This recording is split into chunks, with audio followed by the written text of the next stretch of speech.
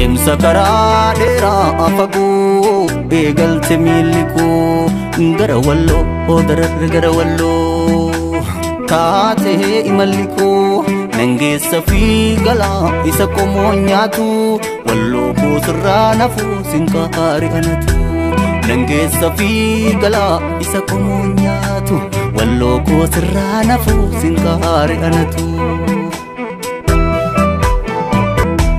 deemsa karaa dheeraa fagoo eegalte miilli koo gara walloo dararra gara walloo taatee imalli koo nangeessa fi galaa isa qomoo nyaatu walloo koo sirraa nafuu sinkaari anatu nangeessa fi galaa isa qomoo nyaatu walloo koo sirraa nafuu sinkaari anatu Fuuni dhaggeeffattootaa fi daawwattoonni Oromiyaa Miidiyaa Teknoolojii namoonni biyya alaatii fi biyya keessa teessanii nu daawwattan hunduu nageenyi keenya bakkuma jirtanitti isin haa ga'u. Akkuma beekamu guyyaa har'aa odeeffannoo keenya Oromiyaa irraa kan isiniin geenyu ta'a.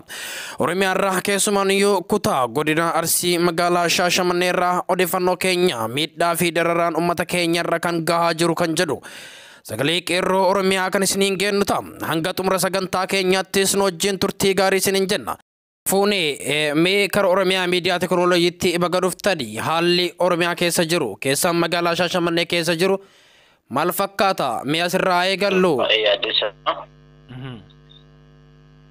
Keessumattuu yeroo ammaa kana mootummaan abbaa irree yookaan fikiidhaan zarii Oromoo barbadeessuudhaaf lafa akka uummata keenya dararaa jiru argirra. Keessumattuu yeroo ammaa kana duula Oromoo hin ilaallanne Oromoo duulaa jechuudhaan dirqiirra jira. Okay, mee magaalaa Shaashamannee keessatti yeroo ammaa kana uummata hedduu maallaqa irraa guuruu fi akkuma kanaan ijoollee karooranaatti ergaa jechaa jira jedhama. Wanni kun dhugaadhaa? Wanti kun dhibbatti dhugaadha. Akka inni tokko akkasuma dirqiidhaan uummata yaasaati. Abbootii dabalatee haawwatii dabalatee akkasuma qeerroo fi hundi isaaniitu qabsoo gara fuulduraatti akka gufuu ittiin taane jecha ilmaan Oromoo garasitti fe'eetiin dirqiin se'utti jira. Keessumatti yeroo ammaa kana barattoota cufamee barattoota 150 torbee kana keessatti akka deemanii fi akkasumas dirqiidhaan immoo barattoota 150 manni jiran hundaaf qophii xumuree mootummaan barattoota eeguu jira. Maaliin godhan barattoota kana nama 150 maaliif gaafatu? Lolan deemanii daangaa faa lolanii jedhanii gaafachaa jiranii. Duuba deebiin barsiisota yookiin ammoo tuyyuu mana barumsichaa irraa deebiin deebi'ee hoo maalidha? Deemaa isin jechaa jiru moo maal isin jechaa jiru? Manneen barnoota tokko immoo manaajimentii ta'an yookaan mana barnoota waan sanii deemallee barattoota kana kennuu irraa anasii baduu wayyaadhee namni baqatis baay'ee jiru. Akkasumatti kan ofirratti itti ilaallanna jedhee illee baay'ee jiru. Keessumattuu magaalota xixiqqoo irratti fakkeenya magaalaa Kofalee, Qoree, magaalota xixiqqoo irratti gamaan ammatti sun taane ammatti barattoota as kennaati dirqama boodatti immoo barattoota 150 kennitu jedhamee yeroo ammatti doorsisoo jiran da'u Qoree tokkotti immoo barsiisaalee mallatteessanii barsiisichi immoo achi baqatee gara biraatti badee jira.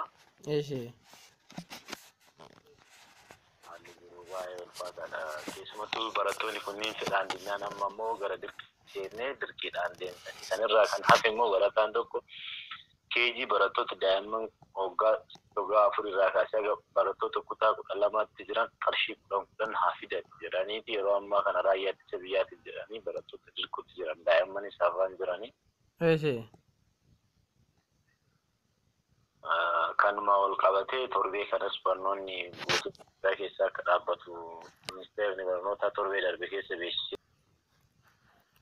sababbiin isaa immoo warroota milishaa qe'ee isaanii irraa buqqaanii gara daangaatti deemanii oomisha isaanii walitti sassaabaa jedhaniiti. Mee warri magaalaa fakkeenyaaf warri magaalaa Shashamannee keessa Adaamaa akkasuma magaalaa Finfinnee magaalota gurguddoo keessa jiran milishaan ganda kana keessaa fuudhamee deeme kamtu jira. Kun immoo barattoota mana barumsaatii guuruurra barattoota gara mana isaaniitti yoo deebi'an carraa qabnee barattoota bakka guuruu dhabneedhanii nama bakka guuranii dhabanii amma karaa kanaan akka namni hin baranne iddoo barnootaatti nama fe'uurra siyaasa isaaniitiis akka mijaatuuf jecha karaarraa nama guuranii fe'uudhaaf kana hojjetaaraan malee namni oomishaaf jedhee guyyaa tokko gara mootummaan oomishaaf jedhee labsii baasee hin beeku. Yaa dhugaadha. Mee ammoo hawaasni keenya hoo akkamitti waan kana ilaalaa jira? Akkasuma barattootaa fi maatiin barattootaa hoo waan kana irratti maal jechaa jiru? Akkamiin ilaalaa jiru? Akka amma naannoo ati jirtuutti. Kiidhaan fudhataa jira. Oromoodhaaf osoo taateeti ni kenna uummanni kenna. Garuu immoo waraana Itoophiyaa kanaaf ilmaan keenya baasnee hin kennu jedhanii uummanni dirqiidhaan abbaatumaa haadhatumaa biratti yoo ilmaan namni 5-6 wal gahanii deeman akkasiin fe'aa deemaa jiran. Uummanni gonkumaa waan kana fudhataa hin jiru. Dirqimaanillee ilmaan abbootiin nu ajjeesaa malee ilmaan keenya baasnee hin kenninu jedhanii sadarkaa sanarra jira. Mee akka ganda tokkootti keessumaa nuyi ammaa kana kadhagamaa jiru magaalaa Shaashamannee akkasuma Kofalee fi Dodola Hasaasaa jidduutti keessumaa nuyi yeroo ammaa kana wantoonni ta'amaa jiranii ganda tokkorraa hanga qarshii 100 isinirraa barbaanna jechuun dirqeen akka irraa guuraa jirantu dhagahama. Abbaa warraa tokkorraa hanga qarshii 1,500 fi hanga qarshii 2,500 akka gaafachaa jiranii dhaga'aatis jirra. Wanni kun hoo odeeffannoo dhugaatii? Wanti kun qarshii qofa miti ganda tokkorraa nama 1,000 jedhamee jira. Qarshiin salphaadha. Qarshii namni baasee kennuun qarshiin dhugaadha. Fakkeenyaaf sitti himeen jira namni tokko qarshii 600 gaafa jenne maatiin gandi tokko qabu hawaasni gandi tokko qabu baay'ee bal'aadha. Qarshiin 100 sanii oluun sassaabama waan ta'eef jecha maatii irratti deebisanii yoo xiqqaate maatii tokkorraa qarshii 4,000 hanga 5,000 itti murteessanii itti deemaa jiran. Nama irratti immoo ganda tokko fakkeenyaaf magaalaan Shaashamannee ganda tokko qabaate nama 11,000 magaalaan Shaashamannee qopheessitee gara duulaatti erguudhaaf qaamonni mootummaa rafanii bulaa jiranii.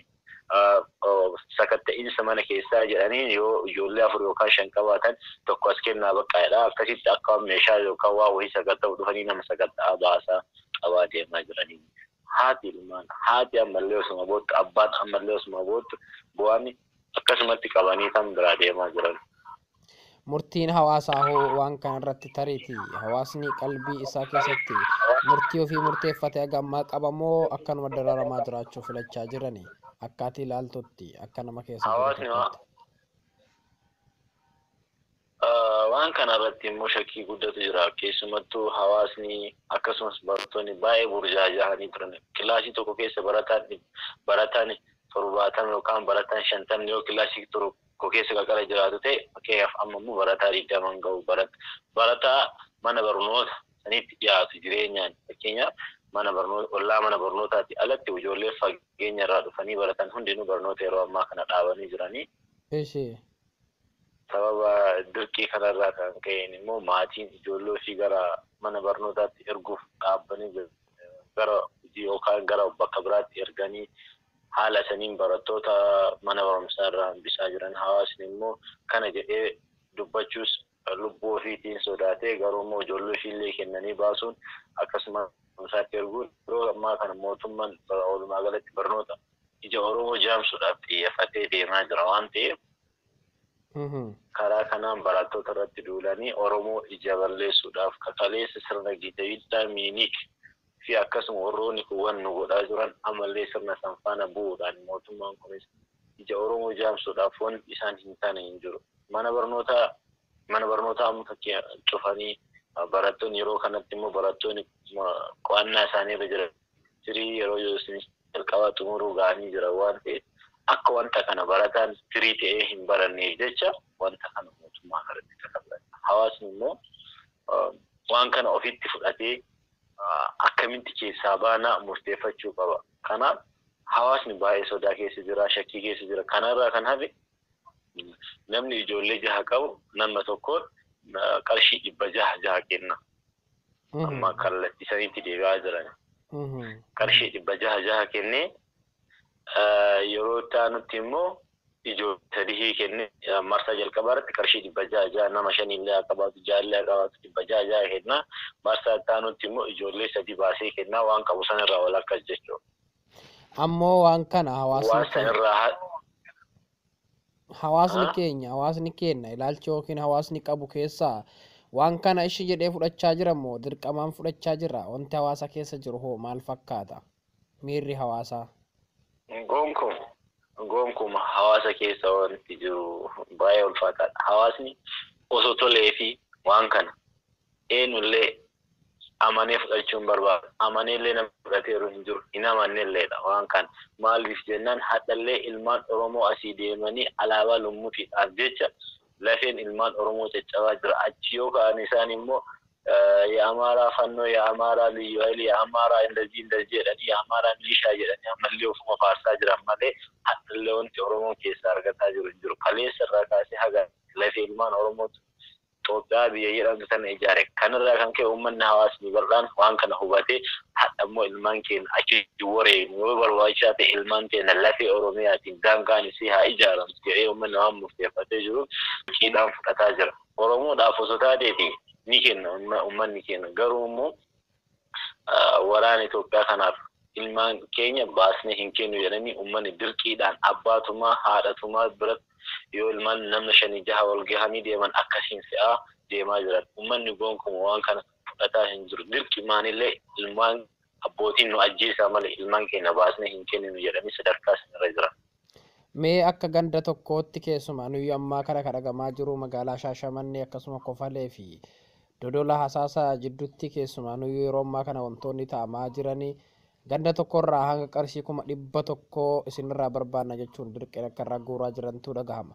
Abbaa warraa tokkorraa hanga qarshii 1,500 fi hanga qarshii 2,500 akka gaafachaa jiranii dhagahaatis jirra. Wanni kun hoo odeeffannoo dhugaatii?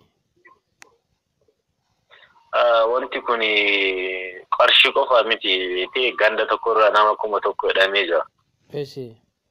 Qarshiin salphaadha. Qarshii namni baasee kennuun qarshiin dhugaadha. Fakkeenyaaf sitti himee jira namni tokko qarshii 600 gaafa jenne maatiin gandi tokko qabu hawaasni gandi tokko qabu baay'ee bal'aadha. Qarshiin 100 sanii oluun sassaabama waan ta'eef jecha maatii irratti deebisanii yoo xiqqaate maatii tokkorraa qarshii 4,000 hanga 5,000 itti murteessanii itti deemaa jiran. Namarratti immoo ganda tokko fakkeenyaaf magaalaan Shaashamannee ganda tokko qabaate nama 11,000 magaalaan Shaashamannee qopheessitee gara duulaatti erguudhaaf qaamonni mootummaa rafanii bulaa jiranii.